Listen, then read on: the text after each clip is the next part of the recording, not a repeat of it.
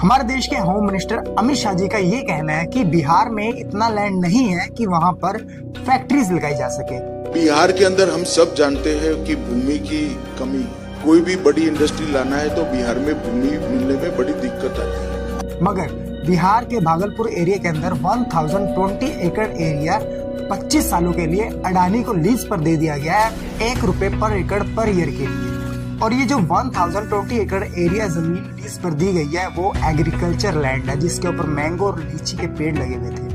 अब power plant लगाने के लिए इस एग्रीकल्चर जमीन से सारे के सारे मैंगोज और लीचीज या फिर और भी जितने भी ट्रीज हैं सबकी कटिंग की जाएगी। हमारे देश के प्रधानमंत्री के 2 स्पीच वायरल हो रहे हैं, जिसके अंदर एक तो गुजरात का स्पीच है और एक बिहार का स्पीच है।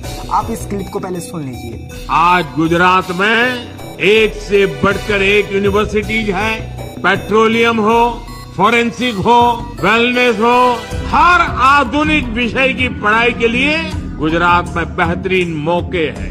विदेशी यूनिवर्सिटीज भी यहाँ गुजरात में आकर अपने कैंपस खोल रही है। कल्चर से लेकर एग्रीकल्चर तक गुजरात की पूरी दुनिया में धूम मची हुई है। साथियों, इस सस्ते डेटा का सबसे ज्यादा फायदा बिहार के मेरे नौजवानों ने उठाया है। ये जो रील्स पर रील्स बन रही है ना, सारी क्रिएटिविटी दिख रही है, उसमें भाजपा और एनडीए की नीतियों का बहुत बड़ा योगदान है। अब देखो, हाँ ऐसा हो सकता है कि एरिया वाइज वहाँ के डेवलपमेंट्स किए जा सकते हो, मगर अब जब बिहार में इलेक्शंस आने वाले हैं तो क्या पार्टीज ऐसे स्पीच ऐसे भाषण देकर वोट कलेक्ट कर सकती है?